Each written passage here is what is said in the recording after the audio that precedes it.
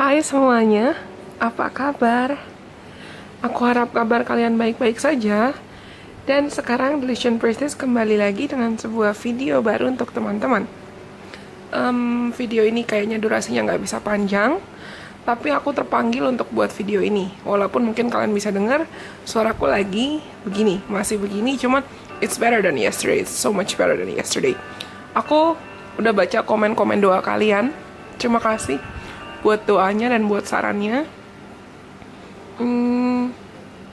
Sebenarnya aku juga masih perlu istirahat sih, 3-4 hari. Cuman aku kangen kangen gitu rasanya kalau misalnya 2 hari. Ini udah dari hari Sabtu, berarti udah 3 hari. Ya udah 3 hari aku gak buat video untuk kalian. Kangen. I'm sorry doctor, I'm being naughty. Anyway, seneng deh rasanya bisa balik lagi depan kamera, ngomong sama kartu, ngomong buat kalian. Dan di video kali ini aku mau sedikit membantu kalian mencari tahu kira-kira apa yang perlu teman-teman lakukan buat teman-teman yang mungkin merasa kamu pernah punya trauma masa kecil, terutama terkait orang tua atau keluarga. Tapi sebelumnya perlu aku ingatkan bahwa ini adalah general reading. Karena ini adalah general reading, berarti hasil dari pesan yang akan aku sampaikan nanti itu bisa resonate dan bisa juga tidak resonate. Kalau kalian rasa pesannya resonate, jangan lupa nanti untuk like, komen ke aku, dan kalian boleh share video ini ke teman-teman kalian yang kalian rasa butuh mendengarkan video ini atau video lain dari Delusion Priestess. Jangan lupa untuk subscribe kalau kalian belum subscribe, dan follow Instagramnya Delusion Priestess juga. Kalau nantinya mungkin di antara teman-teman ada yang tertarik untuk booking personal reading, informasi lebih lanjut terkait personal reading itu ada di kolom deskripsi di bawah ini, dan juga di Instagramnya Delusion Priestess, jadi jangan lupa follow. Tapi nanti aku akan coba untuk buat versi detail, versi panjang tentang video kali ini, tentang bagaimana healing childhood trauma, tentang bagaimana menyembuhkan trauma masa kecil. Sekarang kita langsung aja. Di depan mata kalian itu ada 3 opsi. Aku pakai alat bantu oracle card. Teman-teman bisa pilih satu dari 3 opsi yang ada di depan mata kalian ini. Kalian bisa pilih antara nomor 1 atau oracle card yang ungu pastel ini, atau nomor 2 oracle card yang hijau, atau nomor 3 oracle card yang merah jingga ini, merah orange. Kalau teman-teman sudah memilih, sekarang kita mulai dari nomor 1. Kita akan mencari tahu kira-kira apa yang bisa teman-teman lakukan untuk menyembuhkan trauma atau luka masa kecil kalian. Kalau kalian merasa kamu memiliki trauma atau luka masa kecil. Maaf ya kalau suaraku masih terdengar aneh begini, karena aku masih dalam fase recovery sebenarnya. But I miss you guys so much.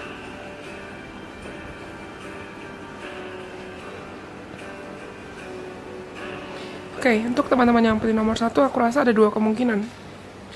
Entah kamu trauma masa kecilnya itu terkait kamu kehilangan salah satu anggota keluarga atau orang tua, bisa ayah yang sudah meninggal duluan, atau kamu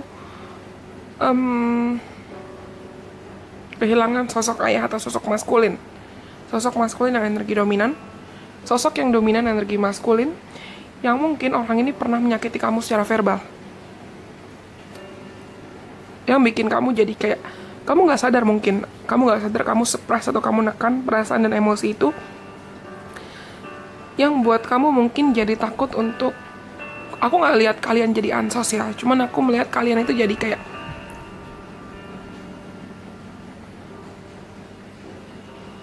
takut untuk menghargai atau mengapresiasi emosi, feelings, pikiran. Karena mungkin orang yang pernah menyakiti kamu ini, anggota keluarga yang pernah menyakiti kamu ini, dulu mungkin pernah kayak bilang, apa sih anak kecil, gak usah ikut campur. Atau mungkin orang ini kayak, kamu ngelihat orang ini marah-marah, banting barang, atau nendang-nendang, atau bahkan sampai abuse, kekerasan fisik. Entah mukul kamu, atau mukul ibu kamu atau kakak kamu gitu. Aku melihat orang ini sebenarnya dia tipikal orang yang sangat perhatian, atau sumber atau trigger traumanya ini sebenarnya orang yang sangat perhatian. Cuman dia jadi kayak projecting atau memproyeksikan traumanya, lukanya dia, kekhawatiran dia ke kamu, karena dia sendiri pun tidak paham bagaimana cara memproses emosinya dia.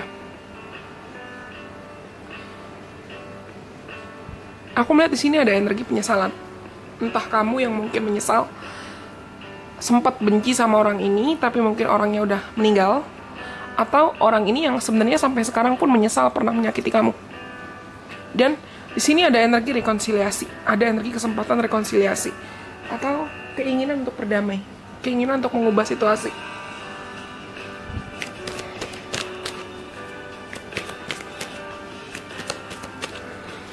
Dan aku rasa sebenarnya apapun apapun penyebab dari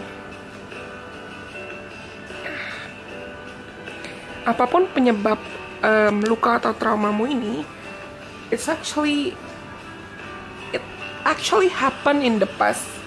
Sebenarnya ini terjadinya di masa lalu yang sudah cukup lama. Mungkin pas kamu masih kecil banget, atau ya sekian atau berpuluh-puluh tahun atau belasan tahun sebelum kamu mungkin tonton video ini. Tapi ibaratnya waktu antara kapan penyebab ini terjadi sama waktu kapan kamu terpanggil untuk nonton video ini sebenarnya sudah berlalu cukup lama, dan kamu sudah punya ruang gerak untuk bernafas. Maksudku, kamu seharusnya kamu sudah lebih dewasa. Walaupun ya, age doesn't define maturity. Umur atau usia tidak akan pernah mendeskripsikan kedewasaan seseorang. Tapi gini, timeline antara kapan ini terjadi dan kapan kamu sadar bahwa kamu terluka dan kamu perlu menyembuhkan luka ini, itu sudah berlangsung cukup jauh. Gapnya udah cukup jauh. Gapnya sudah cukup besar.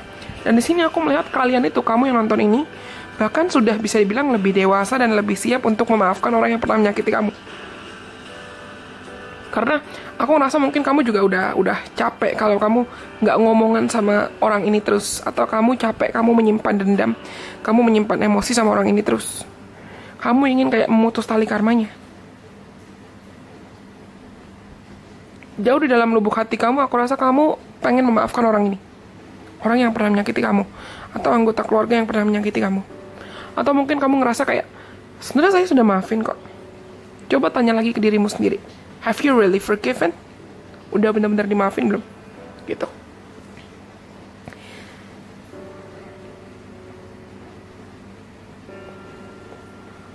Lalu,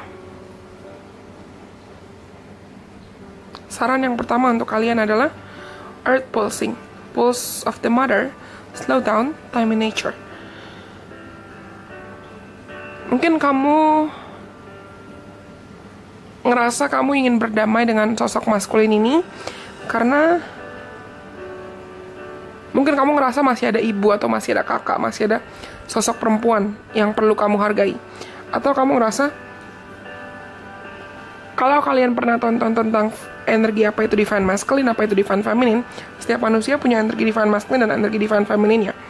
Walaupun kita mungkin tersakiti, kadang energi divine feminine dari dalam diri kita itu masih ingin ibaratnya mencintai, nurturing, loving. Dan seperti yang aku sudah bilang tadi, mungkin kalian sudah terpanggil untuk memaafkan. Walaupun kamu tahu, kamu mungkin masih punya ego atau kamu masih punya gengsi untuk memaafkan orang ini. Dan kamu tahu mungkin prosesmu untuk rekonsiliasi atau berdamai sama orang ini tidak akan mudah. Dan sarannya yang pertama untuk kalian memang jangan buru-buru, jangan tergesa-gesa. Pelan-pelan, susun strategi. Mungkin kamu bisa, kalau ada kesempatan, ajak orang ini jalan-jalan ke alam, atau traveling. Mungkin nanti setelah pandemi selesai, atau kalian traveling dengan mengikuti protokol kesehatan yang baik dan benar. Supaya kamu bisa ibaratnya, selain berdamai, kalian juga bisa recharge energinya dari alam juga. Atau kamu mungkin bisa juga kayak kasih orang ini hadiah kayak bunga atau tanaman. Atau mungkin binatang piaraan. Cuman aku rasa lebih ke mustika plants ini. Atau kamu kasih kayak vitamin atau obat-obat yang dari tanaman, dari herbal yang kamu rasa bisa membantu orang ini nantinya. Cuman kalau misalnya kamu orang yang aku merasa dua energi, dua kemungkinan di sini. Bisa orangnya mungkin masih hidup atau memang sudah dipanggil Tuhan. Untuk kamu yang ngerasa kamu masih punya dendam dengan seseorang yang dari anggota keluargamu yang mungkin sudah dipanggil Tuhan, coba mungkin kalau kamu ada kesempatan, kalau beliau dikuburkan, datengin kuburannya kayak ziarah, datengin makamnya, ziarah, doa untuk beliau, doa untuk almarhum atau almarhumah. Atau kamu datengin tempat bisa kayak rumah abunya atau tempat dimana kamu menaburkan abunya kalau misalnya memungkinkan ya, apalagi kita masih di tengah pandemi kayak sekarang. Tapi aku rasa banyak di antara kalian yang I don't know why I'm feeling sense of blessings. Ada kayak semacam berkat atau happiness, abundance yang bisa kamu dapatkan kalau kamu ibaratnya berhasil melepaskan luka masa kecilmu ini. Coba kita cek apalagi yang mungkin bisa teman-teman lakukan. Apalagi yang mungkin, oke. Show the world the real you. Jangan takut untuk menunjukkan ke dunia siapa dirimu yang sesungguhnya. Gini, aku rasa banyak di antara kalian yang abuse atau tersakiti oleh orang ini itu lebih karena verbal, dampak verbal. Mungkin ada perkataan dari orang ini yang menyakiti kamu. Mungkin orang ini pernah ngomong ke kamu kayak, apa sih jadi anak, jadi kakak, jadi adik, jadi ponakan, jadi cucu, kok nggak berharga, kok gini, kok gendut, kok jelek, kok ini, kok itu, bla bla bla bla bla. Dan omongan orang ini mungkin pernah menyakiti kamu. Dan kamu mungkin jadi kayak kamu bikin tembok. Kamu bikin tembok dan kamu berasumsi semua orang itu akan nyakitin kamu nantinya. Padahal enggak. Ada banyaknya. Kenapa it makes sense. Kenapa aku ngerasa kalau kamu akhirnya bisa memaafkan orang ini, selain kamu bisa lebih damai, lebih tenang, kamu juga jadi lebih bisa menarik abundance, menarik rezeki, menarik kebahagiaan, menarik energi-energi yang positif. Karena aku rasa setelah kamu ibaratnya berhasil menghapus apapun bayang-bayang masa lalu, dan whatever this person has said to you, dan apapun yang orang ini pernah katakan ke kamu, nantinya kamu akhirnya sadar kayak, oh perkataan dia itu bukan identitas saya, dan perkataan dia nggak seharusnya jadi identitas saya. Saya itu berkualitas, saya istimewa, dan saya berhak untuk bahagia. Saya nggak berhak untuk selamanya terjebak dalam bayang-bayang tentang luka dari masa lalu yang disebabkan oleh orang ini. Kadang ya mungkin orang yang menyakiti kita itu terasa kayak they don't deserve our forgiveness. Kadang mungkin mereka terasa kayak mereka nggak layak untuk kita maafkan. It's possible, mungkin aja. Tapi kamu berhak bebas, gitu. And last but not least, let's see. Apa yang mungkin bisa teman-teman lakukan? Banyak. Oke.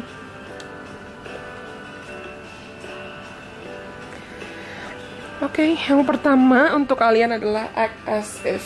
Ini kayak aku bilang tadi. Prosesnya aku rasa tidak akan mudah untuk kalian, dan kamu mungkin akan kayak overthinking kayak, should I forgive this person? Should I let this go or not? Bla bla bla bla bla. Kamu mungkin akan bertanya-tanya kayak, perlu nggak sih dimaafin? Tapi dia udah nyakitin saya banget. Perlu nggak sih? Dan mungkin kamu ngerasa kayak susah atau sakit banget untuk maafin. It's okay, take your time. Take as much time as you may think you need. Kamu bisa ambil waktu sebanyak mungkin yang kamu rasa perlu kamu ambil. Forgiving and healing takes time. Memaafkan dan sembuh dari suatu situasi atau trauma itu butuh waktu.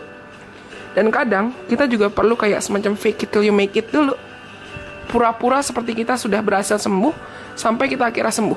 Sama kayak kalau kita lagi luka atau kita sakit. Proses untuk penyembuhan lukanya kan butuh waktu kan. Butuh waktu untuk misalnya lukanya dibersihkan dengan alkohol, dikasih kapas, dibersihkan dengan kapas, dikasih plester. Tapi di saat luka itu masih dalam proses atau fase recovery, kita otomatis berpikir bahwa, oh karena lukanya sedang disembuhkan, berarti udah sembuh. Walaupun mungkin kamu masih perlu antisipasi, misalnya ganti plester dan lain sebagainya, tapi di mindset atau di pola pikir kita sudah merasa bahwa lukanya sudah sembuh. Dan karena lukanya sudah sembuh, otomatis ada kayak semacam chain reaction atau aksi dan reaksi antara otak kamu atau pikiran kamu dengan tubuh kamu, badan kamu, yang akhirnya yakin bahwa, oh karena otak saya sudah yakin saya bisa sembuh, I'm healed, sekarang saya sudah sembuh gitu. Dan yang terakhir, saran buat kalian itu adalah be fearless and bold. Beranikan dirimu untuk menjadi berani dan lebih tegas lagi. Ya, ini banyak di antara kamu yang malah jadi kayak gampang insecure, atau kamu kayak crisis identity, atau kamu ngerasa kamu dirimu nggak berharga, nggak layak. Mungkin kamu diragukan oleh keluarga kamu atau orang tua kamu. Kayak tadi aku udah bilang, kayak tadi aku udah contohkan. Tapi gini, jangan takut untuk membuktikan juga ke mungkin yang pernah menyakiti kamu, ke orang tua kamu, ke keluarga kamu, atau ke siapapun, ke dunia. Anyone, even to yourself. Buktikan ke dirimu sendiri bahwa kamu berkualitas, kamu berharga. Jangan takut untuk menjadi berani. Jangan takut untuk hidup sehidup-hidupnya. Tergantung bagaimana cara kamu ingin menghidupi kehidupan kamu. What I'm trying to say is, yang mau aku bilang adalah, aku nggak tahu teman-teman percaya pada reinkarnasi dan past life atau tidak. Tapi untuk saat ini, kamu menghidupi identitas kamu saat ini, itu kan sebagai kamu, dan kamu belum tentu di kehidupan selanjutnya, kalau kamu terlahirkan kembali, kamu akan memiliki identitas yang sama dengan yang kamu miliki sekarang. Jadi, jangan izinkan masa lalumu atau traumamu dan lukamu menghambatmu untuk menjadi pribadi yang berani, pribadi yang ibaratnya bisa bahagia sepenuhnya, bisa menjadi dirimu sendiri dengan maksimal. Oke, aku rasa itu semua untuk teman-teman yang pilih nomor 1. Kalau kalian rasa pesannya resonate, jangan lupa untuk like, komen, kasih tahu aku. Dan kalian boleh share video ini ke teman-teman kalian yang kalian rasa butuh mendengarkan video ini atau video lain dari Illusion Priestess. Jangan lupa untuk subscribe kalau kalian belum subscribe, dan follow Instagramnya Illusion Priestess. Kalau nantinya di antara teman-teman mungkin ada yang tertarik untuk booking personal reading, ingin informasi lebih lanjut terkait personal reading, itu ada di kolom deskripsi di bawah ini, dan juga di Instagramnya Illusion Priestess. Karena nomor 1 sudah, sekarang kita lanjut untuk teman-teman yang pilih nomor 2.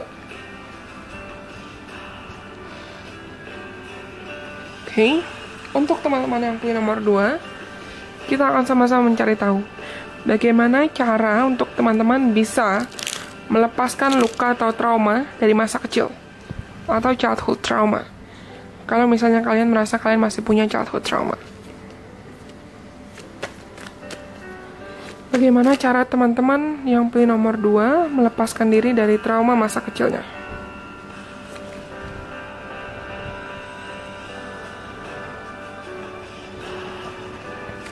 Oke, kalau tadi nomor 1, aku rasa penyebab traumanya itu lebih dari energi maskulin atau orang dengan energi maskulin yang dominan.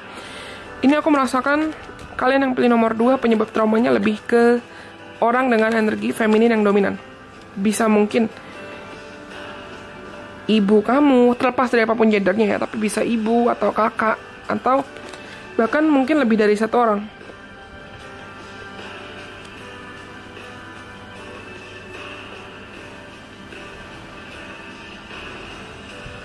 Ini general reading ya, jadi aku nggak bisa menarik satu persatu semuanya. Tapi mungkin teman-teman yang pilih nomor 2 ini pernah ngerasa kayak kamu terkekang atau terlalu diatur, jatuhnya mungkin stuck atau terjebak. Mungkin kamu terjebak dengan peraturan-peraturan, atau kamu ngerasa orang tuamu itu protektif atau bahkan posesif banget. Kamu ngerasa ruang gerak kamu terbatas, dan kamu pengen kayak teman-teman kamu yang bisa ini, bisa itu, tapi orang tua kamu tuh terlalu nggak boleh ini, nggak boleh itu, bla bla bla bla. Kamu jadi kayak pengen bebas. Di sini ada energi argumentasi.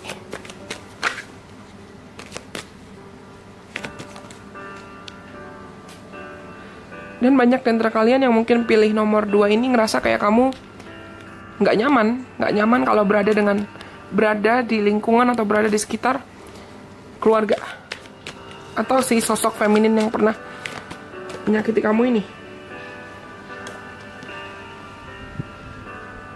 Mungkin kamu ngerasa kamu lebih nyaman kalau kamu mengisolasi diri atau narik diri.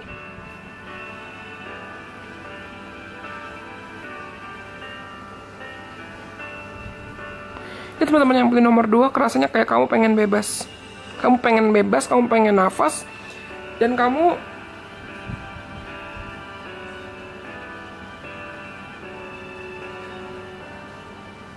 mungkin banyak di antara kalian yang nggak sengaja ngelihat orang tua kamu berantem atau bahkan sampai bercerai, broken home. Dan situasi ini mungkin bikin kamu overthinking, bikin kamu ngerasa kayak, kok orang tua saya egois banget, terus saya dianggap apa? Kok mereka bisa berantem depan saya, kok mereka bisa sampai bercerai? Terus apa tujuan kehadiran saya di dunia ini? Gitu.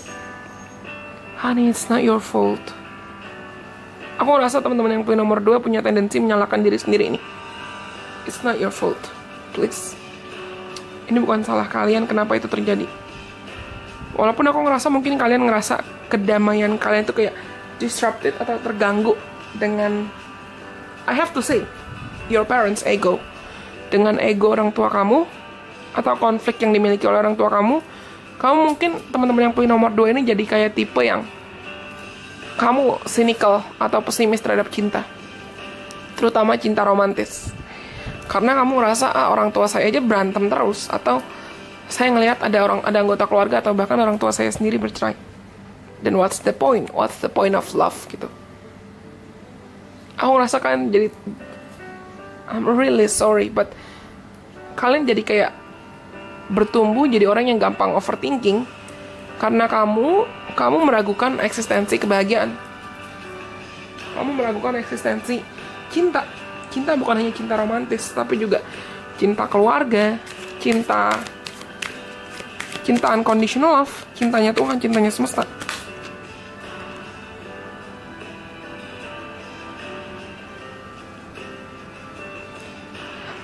Aku rasa sebenarnya situasi yang sudah kalian alami ini, I have to say, itu bagian dari takdir hidupmu. Kesannya kayak menyakitkan banget ya. Kok takdir hidup menyakitkan? Terasanya mungkin menyakitkan. Tapi di sini ada the tower, ada the chariot, ada crack open, dan ini. Ibaratnya kayak semua pengalaman hidup yang sudah kamu lalui ini perlu kamu lalui karena Tuhan dan semesta ingin agar kamu bisa selain melepaskan dendammu, melepaskan amarahmu, melepaskan sakit hatimu, melepaskan kekecewaan kamu juga sambil kamu melepaskan, kamu juga mendekatkan diri ke Tuhan, mendekatkan diri ke semesta, mendekatkan diri ke Sang Pencipta. Teman-teman yang pilih nomor 2, kayak aku udah bilang tadi, kamu mungkin punya tendensi menyalahkan dirimu atas apa yang sudah terjadi. And the universe doesn't like that. Universe really doesn't like that. Semesta nggak suka, Tuhan nggak suka kalau ngelihat kamu menyalahkan dirimu atas mungkin, ya tadi aku bilang, ego orang tuamu. Atau kesalahan orang tuamu. Dan semesta itu melihat kamu masih sebagai orang yang berharga. Semesta masih melihat kamu sebagai orang yang punya kualitas. Semesta masih melihat kamu sebagai orang yang you deserve happiness. Berarti walaupun ya kamu ngerasa kayak kamu di bawah banget dan kamu hancur banget, kamu rapuh banget, tapi situasi saat kamu di bawah itu semesta pengen mengingatkan kamu bahwa even at your lowest, you're never alone. Bahkan ketika kamu dalam situasi terendah kamu gak pernah sendirian. Walaupun mungkin iya kamu ngerasa kayak orang tuamu gak perhatian sama kamu, atau keluargamu gak nerima kamu, tapi masih ada Tuhan, masih ada semesta yang nerima kamu dengan tulus. Dan aku rasa yang perlu kamu lakukan, saran buat kalian, selain kamu perlu melepaskan dirimu dari trauma ini, selain kamu perlu memaafkan orang yang pernah menyakiti kamu, yang perlu kamu lakukan sekarang adalah berdamai sama dirimu sendiri. A personal issue reaches resolution and you're very close to achieving your goal. Ini kalian yang pilih nomor 2 benar-benar jadi kayak you're blaming yourself, kamu menyalahkan dirimu atas apa yang sudah terjadi. Tolong, Aku paham kok, mungkin ada tendensi di mana kita ngerasa kayak kesalahan orang lain itu bikin kita ngerasa kita kurang berharga. Tapi ingatkan dirimu sendiri bahwa pada akhirnya yang punya tanggung jawab untuk mengontrol dan mengendalikan kebahagiaan diri kita sendiri, yang perlu mengontrol emosi dan pikiran kita sendiri itu adalah diri kita sendiri. So, yang punya kapasitas dan kemampuan paling besar untuk menyembuhkan luka kita dan memotivasi diri kita untuk bangkit dan pulih dari lukanya serta traumanya adalah diri kita sendiri. We cannot force our parents or anyone in our family to reconcile or help us or save us ketika mereka belum bisa menyembuhkan diri mereka sendiri atau belum bisa menyelamatkan diri mereka sendiri. Kita nggak bisa memaksa orang lain, siapapun subjeknya, untuk menyembuhkan kita di saat mereka juga belum bisa nyembuhin diri mereka sendiri gitu. I release time and let the universe show me what to do. Aku melepaskan waktu dan mengizinkan semesta menunjukkan kepadaku apa yang perlu aku lakukan dan apa yang perlu aku lakukan selanjutnya. Maksudnya adalah, mungkin teman-teman ngerasa kayak di masa lalu kamu gak berharga dan masalah keluargamu atau kegagalan keluargamu itu yang bikin kamu gak berharga. Tapi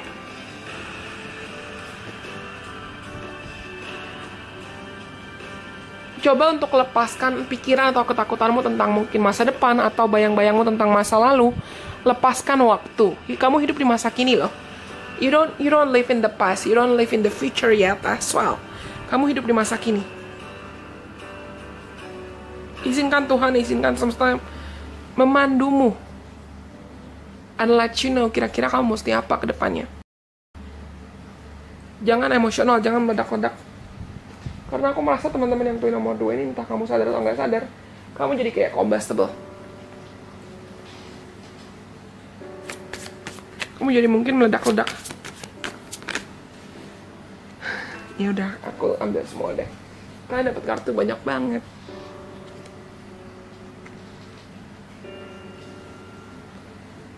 Yang pertama adalah learn from the past. Belajar dari masa lalu. Beranikan dirimu untuk belajar dari semua kesalahan, atau kegagalan, atau luka dan trauma yang pernah kamu lalui di masa lalu. Tapi jangan sampai kamu mengulang kesalahan yang sama lagi. Jadikan pengalamanmu di masa lalu itu menjadi panduan, supaya nantinya kamu bisa membuat keputusan dan mengalami hidup dengan lebih bijaksana. Better ones. Mengalami kehidupan yang lebih baik lagi. Dan yang kedua, use your mind wisely. Gunakan pikiranmu dengan bijaksana.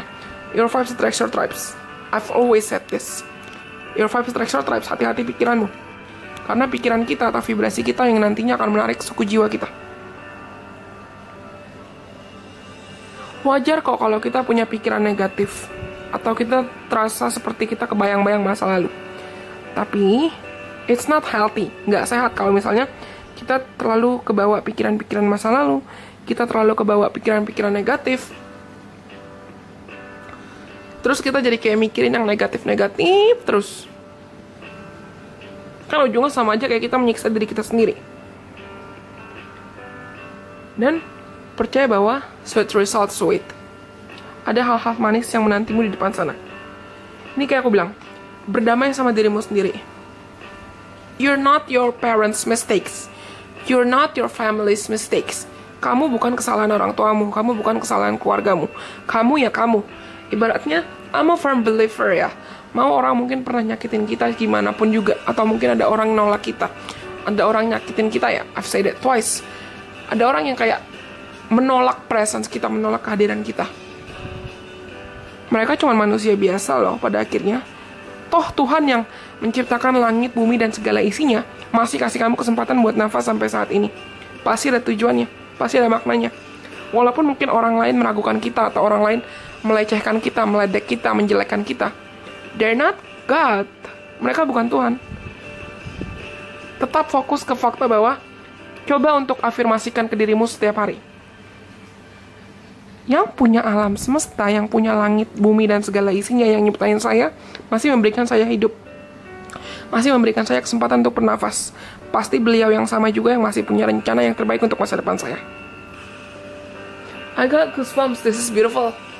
Ini teman-teman yang pilih nomor 2, aku rasa walaupun kamu insecure sama dirimu sendiri, dan kamu mungkin ngerasa kamu punya trauma-trauma di masa lalu terkait keluarga, yang kamu ngerasa takut keluargamu malah menghancurkan masa depan kamu, trust me darling, no, your past should not define you. Ini aku rasa teman-teman yang pilih nomor 2 ini kalian punya misi jiwa besar loh. This is beautiful. You're not your past. It's very also it. Oke, aku rasa itu semua untuk teman-teman yang pilih nomor 2. Kalau kalian rasa pesannya resonate, jangan lupa untuk like, komen ke aku, dan kalian boleh share video ini ke teman-teman kalian yang kalian rasa butuh mendengarkan video ini atau video lain dari Delusion Priestess.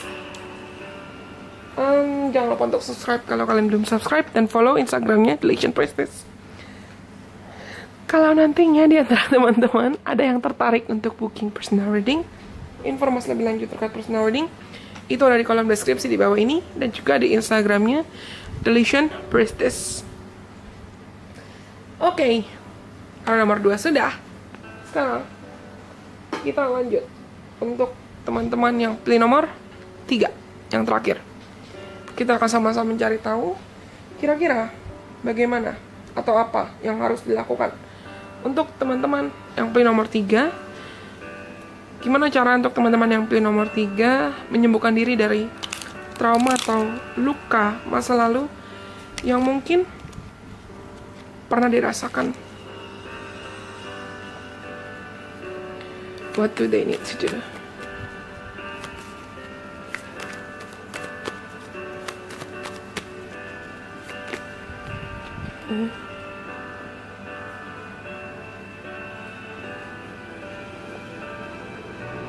Ini mirip kayak nomor 2 energinya. Mungkin teman-teman yang pilih nomor 3 sempat bingung mau pilih nomor 1 atau nomor 2 atau nomor 3. Mungkin ada pesan di nomor 2 yang kamu perlu dengar juga. Tapi kalian ini mungkin bertumbuh di lingkungan keluarga yang strict atau sangat tegas. Mungkin sebenarnya kalian bisa dibilang berkecukupan ya. Kamu memiliki apa yang kamu butuhkan, atau mungkin kamu memiliki apa yang orang lain tidak miliki pada saat itu. Mungkin kamu secara keuangan berkecukupan, tapi keluarga kamu itu tipikal keluarga yang controlling, ingin mengontrol segala hal. Sebenarnya mereka ingin mengontrol karena mereka ingin yang terbaik buat kamu. Cuman cara mereka mengontrol mungkin terasa seperti mengekang. Dan kamu, aku rasa banyak di antara kamu yang mungkin merindukan atau craving for new life, craving for newness. Karena mungkin mereka terlalu strict atau mereka terlalu kaku. Kayak apa yang mereka rasa benar, apa yang orang tuamu atau keluargamu rasa benar, itu pasti yang paling baik, itu pasti yang paling sempurna. Padahal belum tentu. Aku merasa banyak di antara kalian yang mungkin bertumbuh di lingkungan keluarga yang you cannot even say something, atau opini kamu, pendapat kamu, saran kamu, suara kamu gak didengar. Dan kamu mungkin ngerasa kayak, percuma lah ngomong, ntar juga gak didengerin.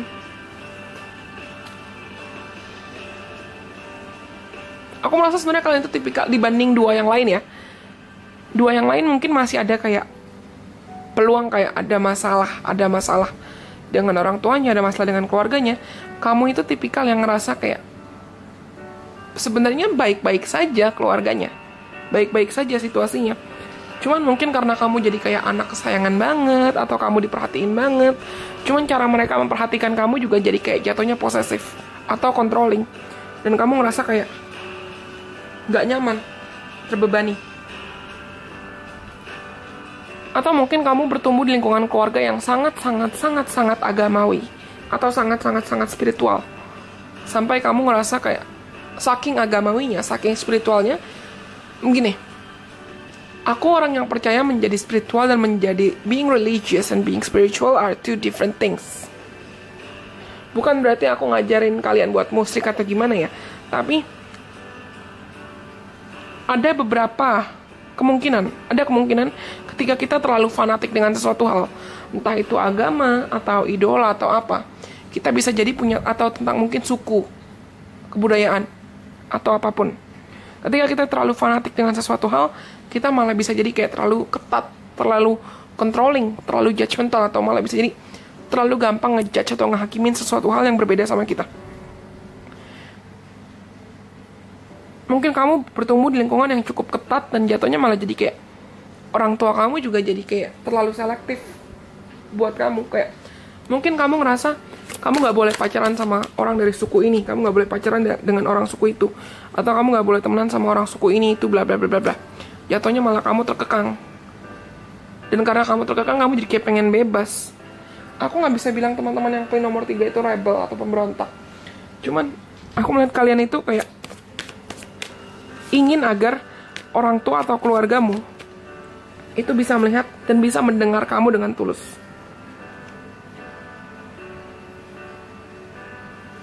Banyak di antara kalian yang karena aku rasa karena mungkin udah bisa dibilang kayak udah gumuh atau udah bosen dengerin kayak orang tuamu bilang, tapi di agama kita seharusnya begini, tapi di kebudayaan kita seharusnya begini, begitu bla bla bla bla.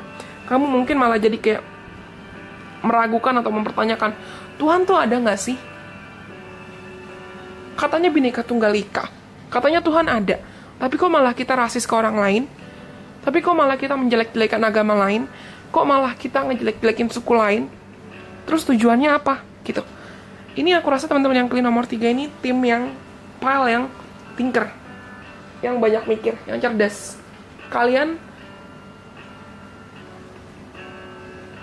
gak mau mengkotak-kotakan suatu situasi hanya karena orang tua kalian atau keluarga kalian terbiasa mengkotak-kotakan itu.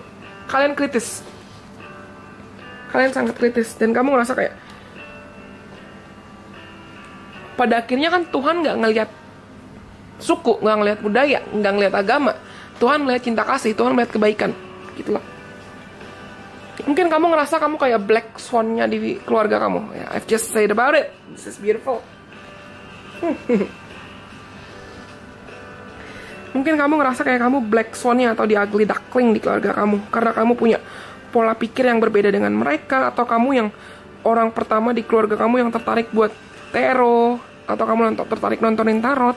Atau kamu juga bisa baca tarot. Terus keluarga kamu ngeliat, terus keluarga kamu tahu, terus ngerasa kayak, apa sih lu? Ngapain sih? Kamu ngapain sih kayak gini gitu? Nggak percaya Tuhan kah? Nggak percaya inilah itu bla bla bla bla bla bla bla bla. Ini aku rasa kalian yang pilih nomor 3 ini tipikal yang kayak dianaktirikan di keluarga. Padahal kamu yang paling punya kualitas. I have to say that. I'm sorry if it may hurt your family. Tapi dibanding keluargamu yang lain, kamu yang ibaratnya mungkin kamu juga psychic, kamu punya psychic gifts, kamu juga mungkin anak indigo atau anak rainbow, crystal, kamu punya bakat-bakat spiritual tertentu. Oke, semua manusia punya bakat-bakat spiritualnya masing-masing ya. Aku percaya semua manusia punya bakat spiritualnya, tapi nggak semua orang bisa dan berani untuk mengembangkannya. Sedangkan kalian mungkin karena kamu kritis dan kamu penasaran dengan banyak hal, karena kamu cerdas, kamu tertarik untuk mengembangkan bakat kamu. Dan orang mungkin ngeliat kamu kayak, aduh ini orang aneh banget sih.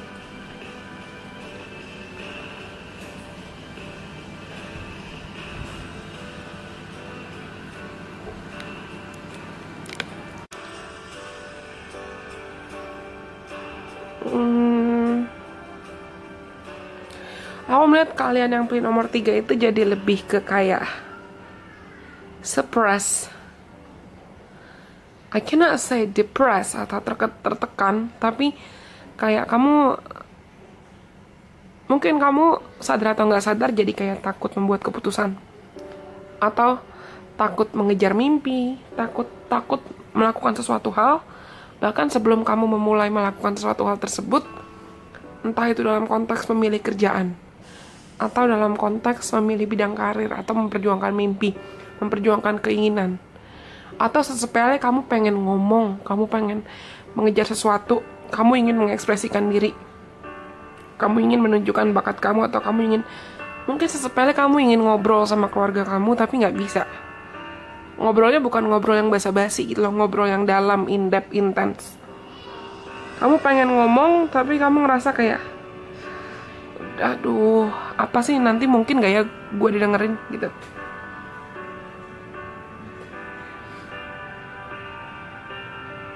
Kalian jadi kayak pesimis.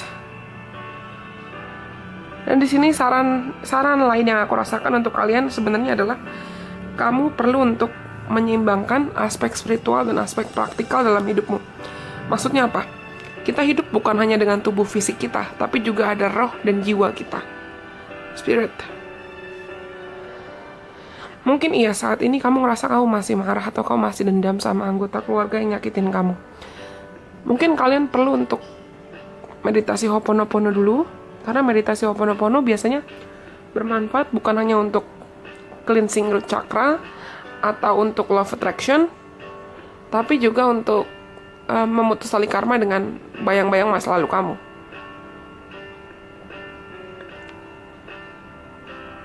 Lalu kamu perlu menyeimbangkan aspek spiritual dan aspek praktis, menyeimbangkan intuisi dan menyeimbangkan kata hati kamu ketika kamu mau berinteraksi sama orang lain, terutama orang-orang di keluarga kamu, supaya bukan malah kayak batu ketemu batu atau sama-sama keras.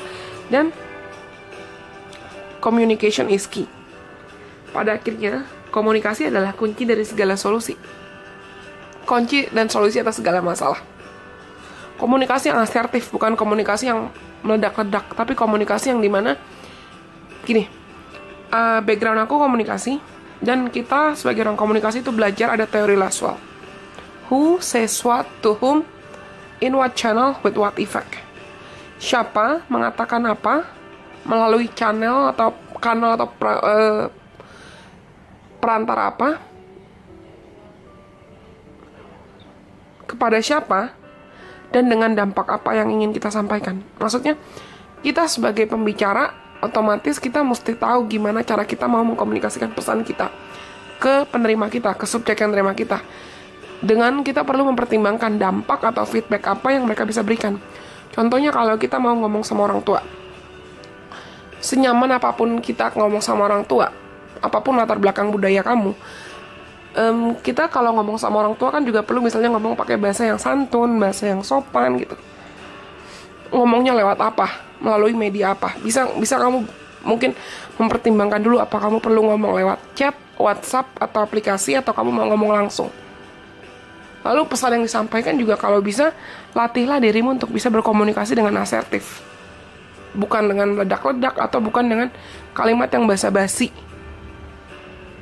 Beranikan dirimu untuk pertama-tama jujur ke dirimu sendiri, bisa berbicara jelas terhadap dirimu sendiri, dengan dirimu sendiri, lalu ke orang lain, supaya orang lain juga bisa memahami pesan kamu dan mereka juga bisa memberikan feedback atau dampak yang sesuai dengan apa yang kamu harapkan. Aku rasa teman-teman ini yang pilih nomor 3, sebenarnya semua dari pengalaman masa lalu yang sudah kamu alami, it's not a bad thing and it's not gonna be a bad thing, it's just gonna be lessons for you. Ini hanya akan jadi pelajaran buat kalian. Cuman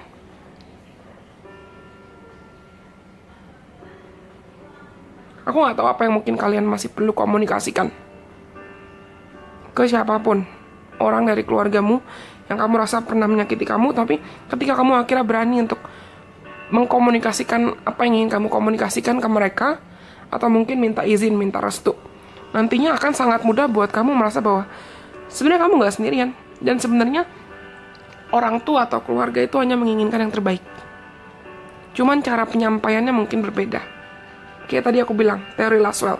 Who says what to whom, with what channel, and what effect. Cara mereka berkomunikasi dengan cara kamu berkomunikasi mungkin belum ada titik kompromi, belum ada titik temu. Tapi ketika kamu sudah berhasil jujur kepada dirimu sendiri dan jujur kepada keluargamu, aku rasa kalian akan sangat kayak ibaratnya tak gitu loh. Instantly kamu akan termotivasi untuk mengejar mimpi atau harapan kamu. Dan kamu akan merasa bahwa, oh saya tuh sebenarnya tidak sendirian. Mungkin iya, mungkin akan butuh waktu, butuh proses untuk keluargamu menerima siapa kamu sesungguhnya. Atau butuh waktu atau butuh proses untuk keluargamu menerima keinginan kamu, perbedaan kalian. Tapi kamu tuh tidak pernah sendirian. Ada Tuhan, ada malaikat pelindung, ada soul family, ada soulmate. Soulmate bukan hanya soulmate romantis, tapi ada orang-orang di sekitar kamu, keluarga jiwa kamu, yang memang ada dan takdirkan untuk menemani kamu, mendampingi kamu, membantu kamu bertumbuh, membantu kamu berproses, dan hadir buat kamu. Kamu gak akan pernah sendirian.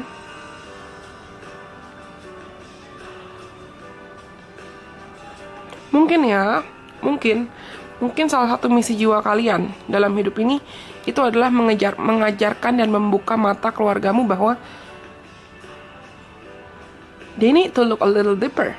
Mereka butuh untuk melatih diri mereka melihat dengan lebih dalam lagi terhadap segala situasi. Bukan hanya melihat yang superficial atau di luar-luarnya aja. Mereka butuh untuk belajar mungkin menghargai perbedaan, menghargai perbedaan suku, agama, budaya, sudut pandang, dan lain sebagainya. Dan bukan memaksakan opini atau pendapat bahwa apa yang mereka pikir benar itu adalah yang paling benar. Apa yang mereka pikir baik itu adalah yang paling baik.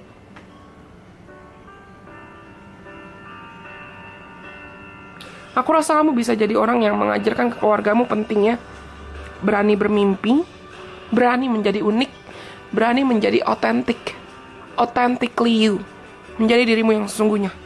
Kamu bisa jadi orang yang mengajarkan ke mereka tentang pentingnya menyeimbangkan yin and yang, aspek spiritual, energi divine feminine dan energi divine masculine, aspek spiritual dan aspek logical juga dalam hidup, menyeimbangkan logika atau pikiran dengan intuisi, alignment dan berjalan sejalan dengan rencananya Tuhan, bukan memaksakan kehendak manusia. Oke, aku rasa itu semua untuk teman-teman yang pilih nomor 3. Kalau kalian rasa pesannya resonate, jangan lupa untuk like, komen, kasih tahu aku, dan kalian boleh share video ini ke teman-teman kalian yang kalian rasa butuh mendengarkan video ini atau video lain dari Illusion Prestige.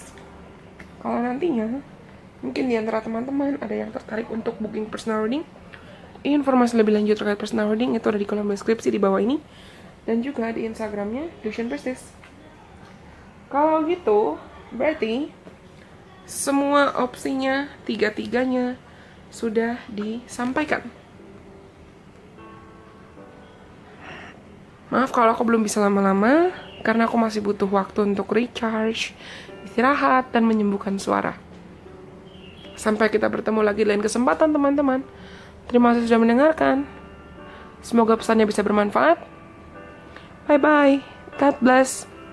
I love you.